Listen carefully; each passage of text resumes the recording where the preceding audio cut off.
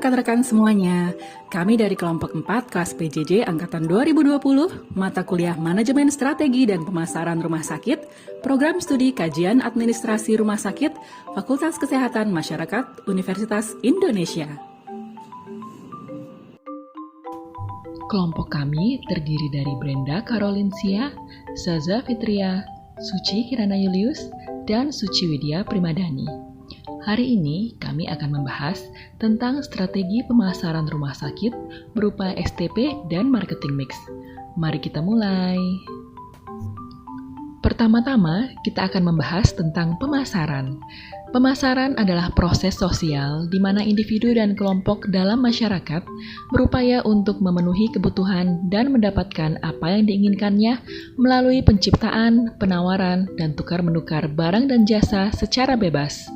Sedangkan pendapat lain mengenai pemasaran adalah upaya untuk menyinergikan sejumlah kegiatan, yaitu perancangan pelayanan, penetapan tarif atau harga, komunikasi atau promosi, dan penyediaan tempat untuk penyelenggaraan pelayanan dalam suatu perangkat yang disebut bauran pemasaran atau marketing mix.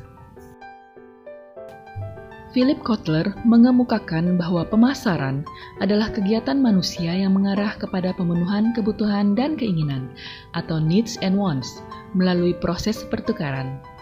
Definisi lain dari American Marketing Association menyebutkan bahwa pemasaran adalah kegiatan bisnis yang mengarahkan pemindahan barang atau jasa dari produsen kepada konsumen. Mengapa rumah sakit memerlukan pemasaran? Pertama, adanya peningkatan pada biaya bahan, peralatan, dan pegawai. Kedua, pasien makin sadar akan hak dan informasi atas tindakan medis. Ketiga, pasien lebih aktif dan menginginkan kebebasan dalam memilih. Keempat, duplikasi pelayanan menyebabkan pemanfaatan yang rendah, sehingga perlu diketahui permintaan yang sesuai. Kelima, pemanfaatan yang rendah adalah pemborosan, sehingga pelayanan harus dimaksimalkan. Apa saja manfaat pemasaran pada rumah sakit? Rumah sakit akan lebih paham terhadap kebutuhan masyarakat. Rumah sakit akan fokus kepada pasar tertentu yang paling tepat. Rumah sakit dapat menciptakan sistem yang lebih efektif dalam menyelenggarakan pelayanan kesehatan. Rumah sakit dapat mengembangkan berbagai pelayanan baru. Rumah sakit dapat menerapkan tarif yang sesuai dan kompetitif. Pasien dan SDM rumah sakit akan puas dengan pelayanan rumah sakit. Selanjutnya, kita akan membahas tentang metode pemasaran STP atau Segmentation, Targeting, Positioning. Tetap disimak ya teman-teman. Segmenting adalah proses mengkategorikan, mengklasifikasikan, menggolongkan semua target potensial produk yang akan dipasarkan. Segmentasi pasar adalah kegiatan membagi pasar menjadi kelompok pembeli yang dibedakan dengan kebutuhan, karakteristik, atau tingkah laku berbeda yang mungkin membutuhkan produk atau bauran pemasaran terpisah. Terdapat 3 tingkatan segmentasi pasar, yaitu mass marketing, niche marketing, dan individual marketing. Di dalam mass marketing, program pemasaran dilakukan secara massal, seperti distribusi massal dan promosi massal. Dengan kata lain, satu produk untuk semua. Akan tetapi, mass marketing tidak selalu sukses dalam melayani pasarnya, karena satu program pemasaran tidak bisa melayani pasar yang heterogen, sehingga perlu dilakukan segmentasi, seperti niche marketing atau relung pasar, dan individual marketing atau pasar individu. Niche marketing lebih fokus terhadap ceruk-ceruk pasar yang belum dilayani dengan baik. Hal ini dilakukan dengan mengidentifikasi segmen yang sudah ada menjadi subsegmen yang lebih kecil. Ciri yang menarik dari niche market adalah konsumen pada niche market mempunyai kebutuhan yang kuat, sehingga konsumen mau membayar dengan harga yang premium untuk produk atau jasa dengan kualitas yang memuaskan. Individual market merupakan bagian terakhir dalam segmen, di mana setiap individu memiliki keunikan masing-masing. Pasar individu dikenal juga dengan customized marketing atau one-to-one marketing, di mana konsumen dilayani secara individu. Perusahaan melayani pasar individu secara customized, sehingga dapat memenuhi kebutuhan konsumen seperti yang mereka harapkan. Dalam segmentasi, terdapat 4 variabel yang perlu diperhatikan, yaitu demografis, geografis, psikografis, dan perilaku. Pada segmentasi demografis, pengelompokan dilakukan berdasarkan usia, jenis kelamin, pendidikan, pekerjaan, atau penghasilan konsumen. Pada segmentasi geografis, pengelompokan dilakukan berdasarkan daerah asal atau tempat tinggal konsumen, serta kehidupan sosial di daerah konsumen. Segmentasi psikografis mengelompokkan konsumen berdasarkan karakteristik seperti kepribadian, motivasi, persepsi, gaya hidup, minat, dan sikap. Sementara segmentasi perilaku mengelompokkan konsumen berdasarkan kebiasaan, pilihan, dan loyalitas konsumen terhadap suatu produk atau jasa. Selanjutnya, kita akan membahas tentang targeting. Targeting adalah tindakan menilai ketertarikan dan minat dari beragam segmen pasar, kemudian menentukan segmen pasar mana yang akan dijadikan sebagai target pasar. Terdapat 4 strategi yang dapat dipilih dalam melakukan targeting, yaitu Undifferentiated Strategy, Differentiated Targeting Strategy, Concentrated Targeting Strategy, dan Custom Targeting Strategy. Ini penting untuk memahami bagian dari segmenting, targeting, dan positioning. Pertama, Undifferentiated Targeting Strategy. Strategi ini ditujukan untuk pasar besar dengan kebutuhan yang serupa. Oleh karena itu, hanya ada satu jenis pemasaran yang diterapkan untuk melayani semua jenis pasar. Perusahaan hanya mendapat peluang untuk mengoptimalkan produksi, distribusi, dan periklanan massa untuk mendapatkan citra terbaik dari konsumen secara mayoritas.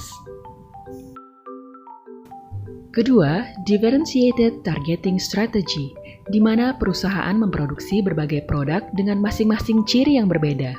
Setiap konsumen tentu saja menginginkan variasi produk yang beragam, sehingga produsen harus menawarkan beberapa jenis produk sesuai permintaan pasar.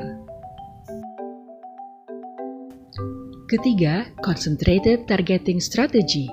Perusahaan hanya berfokus menawarkan jenis produk tertentu dalam satu segmen yang dinilai paling berpeluang dalam pasar.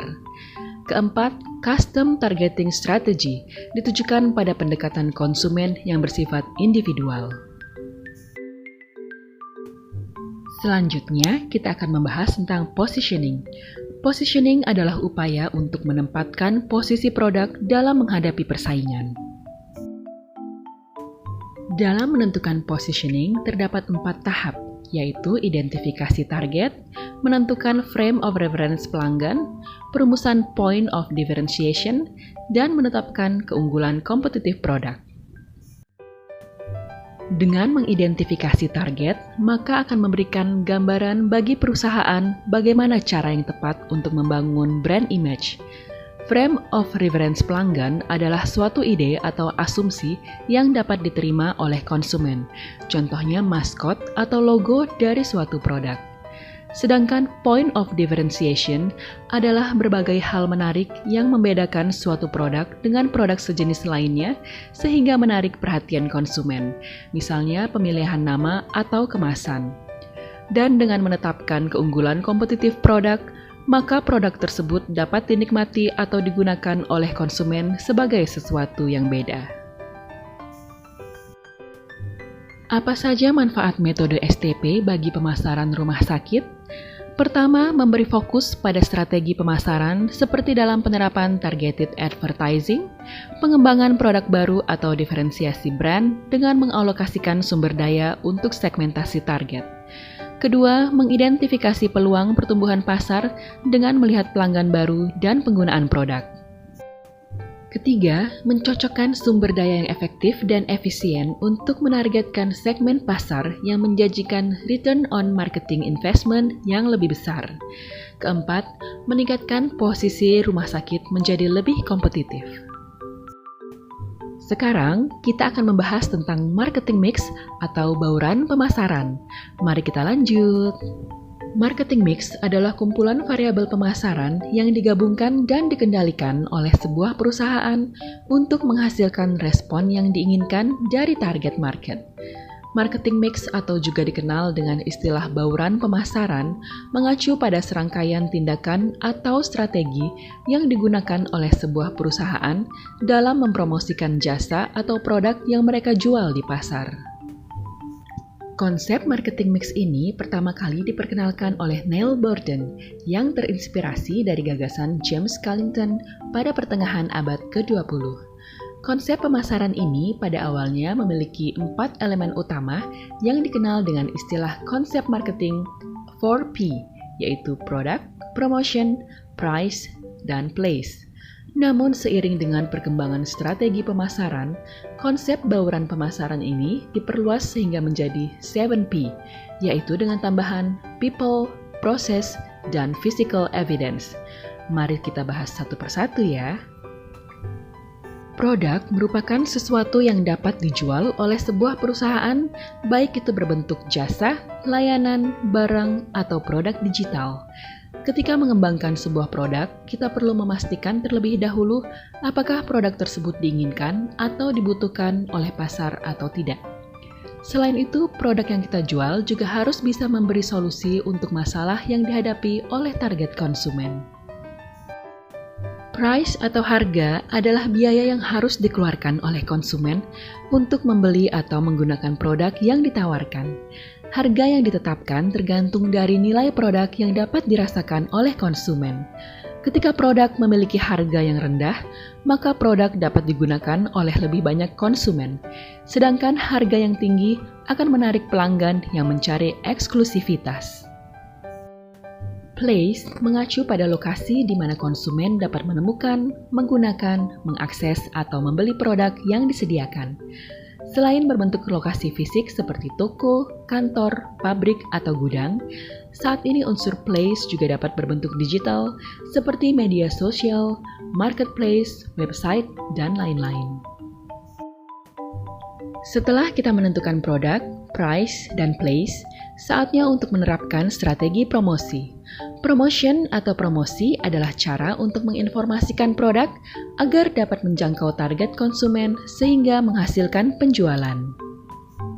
Beberapa pertanyaan berikut dapat digunakan agar promosi berjalan baik, antara lain, saluran atau platform apa yang paling banyak digunakan oleh pelanggan untuk mencari informasi, jenis pesan pemasaran seperti apa yang efektif untuk mempromosikan produk, serta kapan waktu yang tepat untuk menjalankan promosi. People atau orang-orang yang menjalankan pemasaran juga menjadi elemen penting bagi sebuah bisnis. Orang-orang di balik bisnis sebaiknya memiliki 3 aspek utama, yaitu mampu memberikan layanan yang berkualitas, memiliki semangat yang tulus, serta terbuka untuk menerima feedback atau masukan. Pada elemen proses, perlu dipastikan bahwa proses yang dijalankan sudah diatur dengan baik sehingga dapat meminimalkan biaya yang perlu dikeluarkan. Selain itu, proses juga harus bisa memudahkan konsumen untuk mendapatkan produk. Physical evidence atau bukti fisik merupakan segala sesuatu yang dapat dilihat oleh pelanggan ketika mereka berinteraksi dengan suatu bisnis. Beberapa contoh physical evidence adalah kemasan produk, tanda terima, kwitansi pengiriman, desain interior toko, situs website, logo, dan masih banyak lagi. Dengan lebih memperhatikan kelengkapan komponen pada bukti fisik, pelanggan dapat lebih yakin untuk menggunakan suatu produk.